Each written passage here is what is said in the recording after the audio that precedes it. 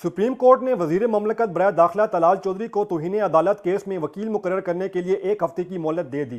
Justice Ejaz Afzal की सरबराही में justice मकबूल बाकिर और जस्टिस फैसल अरब पर मुश्तमिल सुप्रीम कोर्ट के 3 रुकनी बेंच ने तलाल चौधरी के खिलाफ केस की समाअत की। समाअत के मौके पर तलाल चौधरी सुप्रीम कोर्ट में पेश हुए। उनके हमरा मुस्लिम लीग नून के सीनियर रहनुमा सेनेटर परवेज रशीद और वजीर ममलकत तारिक फजल चौधरी भी थे। समाअत के आगाज पर तलाल चौधरी ने अदालत उज़्मा से वकील मुकर्रर करने के लिए 3 हफ्तों का वक्त तलब किया।